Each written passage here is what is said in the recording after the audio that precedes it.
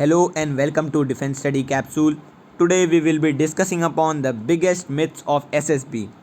Friends, आज हम बात करेंगे उन मिथ्स के बारे में जिनकी वजह से कुछ कैंडिडेट्स SSB में परफॉर्म नहीं कर पाते।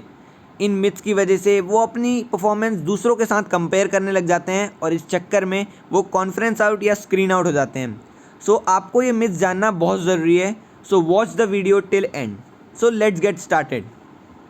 सबसे पहले मैं ये वीडियो सिर्फ इसलिए बना रहा हूँ ताकि आपको सारे मिथ्स के बारे में पता लग जाए और आपको रियल फैक्ट के बारे में पता लगे, ताकि आप उन मिथ्स को बिलीव ना करें और आपकी परफॉर्मेंस हिंडर भी ना हो। ये वीडियो बहुत इंटरेस्टिंग होने वाली है, सो लाइक कर देना एंड शेयर भी कर देना अपने फ्रेंड्स के साथ। Watch till end enjoy. So the first myth of SSB is only those candidates are recommended who have good spoken English. So मैं पहले ही क्लैरिफाई करना चाहूँगा कि English is not the criteria for selection in SSB। Your qualities is the criteria for selection in SSB। अगर आपके अंदर वो डिज़ायर्ड क्वालिटीज़ हैं तो आप श्योरली रिकमेंड होंगे no matter what. But English is important in SSB, so try to improve it. Spoken English improve करने की ट्राई करते रहिए, बट अपना कॉन्फिडेंस ये सोच के मत गिराइए कि SSB सिर्फ इंग्लिश बोलने वालों के लिए है। हिंदी बोलने वाले भी SSB में रिकमेंड हो सकते हैं अगर वो अपनी इंग्लिश उतनी अच्छी कर लें जिससे कि वो अपने थॉट्स फ्रीली और कंफर्टेबली दूसरों के साथ शेयर कर सकें। लाइक ग्रुप को समझ आना चाहिए आप बोल क्या रहे हैं और एसेसर्स को भी समझ आना चाहिए कि आप बोल क्या रहे हैं। So try to improve your English, but अपने दिमाग में हाइप मत रखिए कि वही कैंडिडेट रिकमेंड होते हैं जिनकी इंग्लिश अच्छी होती है। So the myth number 2 is OIR test is not important for SSB। So बहुत सारे कैंडिडेट्स के दिमाग में डाउट होता है कि क्या OIR टेस्ट इंपॉर्टेंट होता है स्क्रीन इन होने के लिए। सो मेरा यही आंसर होगा कि विदाउट थिंकिंग अबाउट कि ये इम्पॉर्टेंट है कि इम्पॉर्टेंट नहीं है, prepare for OIR test. Because SSB में आपको अगर ये OIR टेस्ट दे रहे हैं तो इसका कुछ ना कुछ इंपॉर्टेंस तो होगा ही। SSB में जो भी चीज़ होती है या जो भी टेस्ट कराए जाते हैं उनका कोई ना कोई इंपॉर्टेंस तो होता ही है, वेदर इन योर स्क्रीनिंग और in the rest part of the SSB।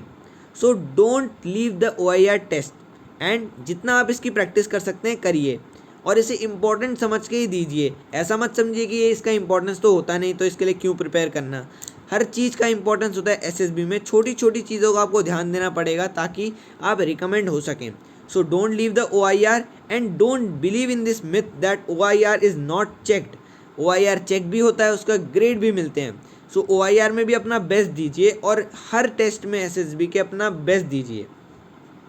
Third myth की बात करते हैं। सो बहुत से ऐसे लोग सोचते हैं कि अगर साइक टेस्ट में मैं ज़्यादा SRT करता हूँ तो मेरे को रिकमेंडेशन में हेल्प मिलेगी। सो मैं आपको बता दूँ कि SRT डिपेंड करती है कि वो बंदा सोचता कैसे है, and different people have different mindset of thinking and SRT is only based upon their problem solving. और सबका अपना अपना तरीका होता है प्रॉब्लम सॉल्व करने का। सो साइक टेस्ट में आप कितनी SRT करते हैं, कितने WAT करते हैं, कितने TAT करते हैं, इस पर आपकी सिलेक्शन डिपेंड ज़्यादा नहीं करती, बट आप कितने क्वालिटी से करते हैं। SRT में आप कितने क्वालिटी वाले आंसर्स लिखते हैं रैदर देन कितनी क्वांटिटी में लिखते हैं, वो ज़्यादा डिपेंड करता है। सो आप दूसरों से कंपेयर मत करिए कि मैंने 40 लिखी तो उसने 45 लिख दी, मैंने 38 ही लिखी हैं उसने 48 लिख दी। ये कंपेयर मत करिए। सबका अपना अपना तरीका होता है प्रॉब्लम्स को अप्रोच एंड सॉल्व करने का। सो अपने प्रिपरेशन पे ध्यान दीजिए और जो आपने कर दिया उस पर कॉन्फिडेंट रहिए। So the fourth myth is if your interview last for more than 1 hour then you are recommended. So बहुत सारे कैंडिडेट्स के मन में डाउट होता है कि अगर मेरा इंटरव्यू 1 घंटे के से ज़्यादा चला तो क्या मैं रिकमेंड हो जाऊँगा। और SSB में जाके भी लोग यही कहते हैं कि भाई तेरा अगर इंटरव्यू 1 घंटे से ज़्यादा जाता है तो then you are recommended for sure. But ऐसा कुछ नहीं है। Different interviewers have different style of taking interview. कुछ 1 घंटा इंटरव्यू लेते हैं, कुछ 20 मिनट और कुछ 5 मिनट भी इंटरव्यू लेते हैं। अगर आप इलाहाबाद में जाएंगे तो वहाँ पे जो डिफरेंट SSBs हैं, SSB बोर्ड्स हैं, वहाँ पे डिफरेंट इंटरव्यूअर हैं और सबका स्टाइल अलग है इंटरव्यू लेने का। सो अगर आपका इंटरव्यू 1 घंटा चल रहा है या 20 मिनट चल रहा है या 15 मिनट चल रहा है, इससे कोई फ़र्क नहीं पड़ता। आपने कैसा परफॉर्म किया है इससे फ़र्क पड़ता है। So perform well and be confident on what you have done. SSB में सिर्फ एक चीज़ से ज़्यादा फ़र्क नहीं पड़ता, overall performance matters the most. तो अगर आपका एक परफॉर्मेंस अच्छा नहीं भी हुआ तो आगे की परफॉर्मेंस पे फोकस करिए और उसे अच्छा करने की कोशिश करिए। शायद जीटीओ आपसे इंप्रेस होकर आपको रिकमेंड करने की कोशिश करे या interviewer. So focus on ahead, ठीक है, हमेशा आगे देखते रहिए एसएसबी में। मिथ नंबर 5 की बात करते हैं। तो if you can't answer mathematical और science question it means your interview didn't went well. So एक एसएसबी के इंटरव्यू में जनरली इंटरव्यूअर 2-3 सवाल पूछता है मैथमेटिक्स एंड साइंस के, और कुछ कैंडिडेट्स होते हैं जो नर्वसनेस की वजह से मैथमेटिकल प्रॉब्लम गलत कर देते हैं या साइंस के कॉन्सेप्ट गलत बता देते हैं, तो उन्हें ये लगता है कि वो रिकमेंड नहीं होंगे क्योंकि उन्होंने ये आंसर गलत दे दिए। सो मैं आपको बता दूं कि ये जो क्वेश्चंस पूछे जाते हैं एसएसबी में मैथमेटिक्स एंड साइंस के, ये आपका कॉन्फिडेंस चेक करने के लिए होते हैं। आपको इस सिचुएशन में इसलिए डाला जाता है ताकि वो चेक कर सकें कि आप फियरफुल सिचुएशन को हैंडल कैसे कर सकते हैं। अगर आपने कॉन्फिडेंटली आंसर कर दिया एंड आगे के क्वेश्चन में आप नहीं अटक रहे, इसका मतलब है कि आपको फ़र्क नहीं पड़ता कि आप नर्वस सिचुएशन से कितनी जल्दी बाहर आते हैं। ठीक है, सो नर्वसनेस में डालने के लिए आपको ये क्वेश्चन पूछे जाते हैं। ठीक है, सो आपका मूड चेंज करने के लिए भी क्वेश्चन कभी कभी ये पूछे जा सकते हैं ताकि आपका मूड से भटका सकें, या फिर जब CIQ या फिर रैपिड फायर पूछे जाते हैं तभी भी आपको भटकाने के लिए मैथमेटिक्स एंड साइंस के क्वेश्चन पूछे जाते हैं ताकि आप क्वेश्चंस को भूल जाओ और अपने दिमाग में डाउट ले लो और नर्वस होके आगे का इंटरव्यू भी गलत कर दो। सो ये गलती मत करना। अगर साइंस और मैथ्स के क्वेश्चन नहीं आ रहे तो कॉन्फिडेंटली आंसर कर देना कि सर आई डोंट नो और I will check it later. So be confident in the interview. 6 is regarding GTO. So the one who gives group plan in GPE is group planning exercise, has good performance in GTO task. GTO task में उसका अच्छा performance होता है जो GPE group planning exercise में अपना जो group plan होता है वो देता है। सो ऐसा कुछ नहीं है, ग्रुप प्लान जो भी दे उसका इतना इफेक्ट नहीं पड़ता SSB के GTO सीरीज़ में। इसमें क्या होता है कि उसमें रिस्पॉन्सिबिलिटी होती है, जो बंदा आपका ग्रुप प्लान देगा उस पर रिस्पॉन्सिबिलिटी होती है कि वो ग्रुप प्लान को अच्छे से बताए। सो उसके लिए फ़ायदा भी है, नुकसान भी है। फ़ायदा ये है कि वो ग्रुप प्लान दे रहा है तो उसका इनिशिएशन है, पर नुकसान ये है अगर उसने कुछ भी गलत बता दिया या उसका ग्रुप प्लान से थोड़ा भी इधर उधर हो रखा होगा, सो उसको ये नुकसान होगा कि वो ग्रुप प्लान अच्छे से सुन नहीं रहा था या पार्टिसिपेट नहीं कर रहा था। सो डोंट फील दैट कि अगर आप ग्रुप प्लान नहीं दे रहे हो तो आप रिकमेंड नहीं हो सकते। मेरे ग्रुप में भी जिसने ग्रुप प्लान दिया था वो रिकमेंड नहीं हुआ था, मैं रिकमेंड हुआ था, मैंने ग्रुप प्लान नहीं दिया था। बस अपने कॉन्फिडेंटली पॉइंट देते रहिए GPE में and you will surely get recommend. So myth number 7 is giving idea is most important in GTO task. 7वां मिथ ये है कि SSB के GTO टास्क में आपको आइडिया देना बहुत ज़रूरी है। सो मैं क्लियर कर देना चाहूँगा कि आइडिया ही देना बहुत ज़रूरी नहीं है, कैसे आप उस आइडिया को with the help of others execute कर रहे हैं, या फिर अगर आपको आइडिया नहीं आ रहा तो कैसे आप दूसरों की मदद कर रहे हैं उस टास्क को कंप्लीट करने के लिए, वो ज़्यादा मैटर करता है। GTO आपको उसी के लिए जज करता है कि आप दूसरों की मदद कैसे कर रहे हैं, rather then giving your own ideas from behind. पीछे रह के आइडिया देने से इतना फ़ायदा नहीं होगा जितना आगे जाके काम करने से होगा। आप अपने आइडियाज़ देते रहिए, आगे जाएंगे तो आपको आइडियाज़ खुद ही आ जाएंगे। दूसरों की हेल्प करेंगे तो शायद आपको भी आइडिया आ जाए। तो अगर आपको आइडिया नहीं आता तो डोंट स्ट्रेस आउट, जाके आगे दूसरों की मदद करिए and you will surely get an idea. ठीक है, वरना अगर आप दूसरों की हेल्प भी कर रहे हैं तो आप GTO आपको देखते रहेंगे एंड वो आपको श्योरली मार्क्स देंगे क्योंकि आप दूसरों की हेल्प कर रहे हो। ये ग्रुप टास्क है तो अपने इंडिविजुअल आइडिया पे फोकस करने से अच्छा ग्रुप के आइडियाज़ पे फोकस करें। So the 8th myth is you need to have muscles and good physique to get recommended. आपकी फिजिक्स आर्मी के हिसाब से बहुत अच्छी होनी चाहिए रिकमेंड होने के लिए। सो ये बहुत ही बड़ा मिथ है और बहुत ही यूज़लेस मिथ है, क्योंकि SSB में रिकमेंड होने के लिए आपको मसल्स एंड फिजिक की इतनी ज़रूरत नहीं होती। आप फिज़िकली फ़िट होने चाहिए, पर किसी ने ऐसा नहीं बोला कि आपकी फ़िज़िक अच्छी होनी चाहिए या फिर आपकी मसल्स होनी चाहिए या फिर आपको जिम करा होना चाहिए फॉर गेटिंग रिकमेंडेड। सो आपकी पर्सनैलिटी अच्छी होनी चाहिए और आपके अंदर क्वालिटीज़ होनी चाहिए।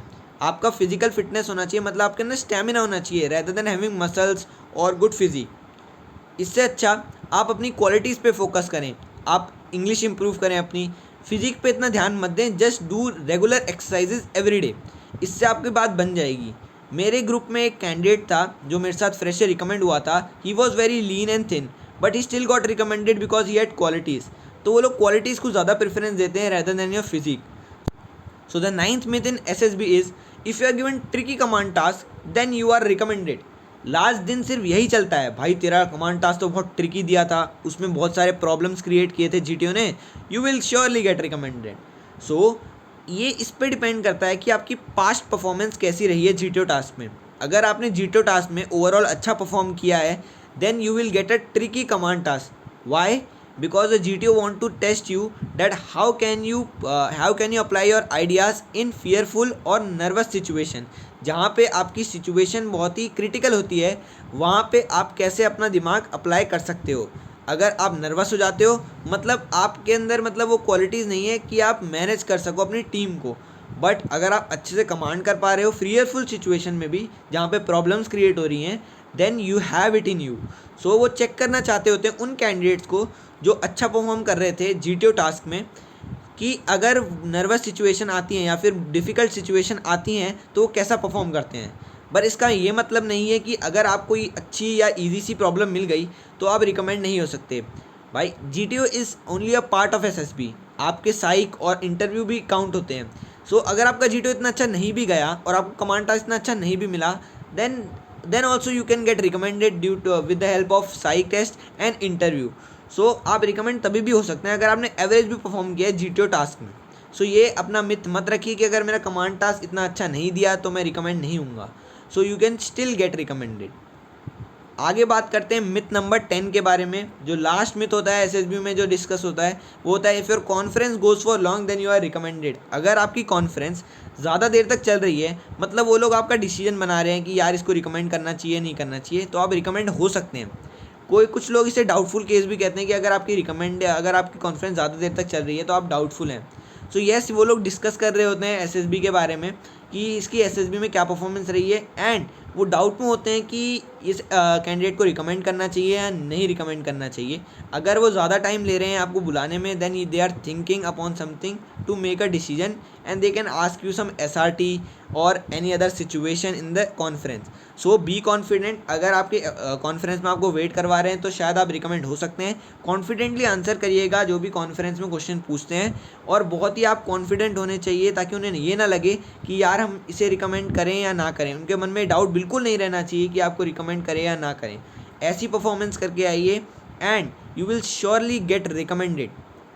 So this was my series of SSB myths. आपके अपने सजेशन है जो आपको लगता है कि एसएसबी के मिथ्स हो सकते हैं या बहुत ज़्यादा प्रिविलेंट हैं एसएसबी में, वो आप कमेंट सेक्शन में लिख सकते हैं। नेक्स्ट वीडियो में शायद मैं उसे ऐड कर दूं। Do subscribe to the channel and support the initiative. We are coming with good SSB related video soon, and SSB की सीरीज स्टार्ट हो रही है तो उन्हें ज़रूर देखिएगा। अपने फ्रेंड्स को भी बोलिए। Do subscribe to the channel and keep supporting. जय हिंद।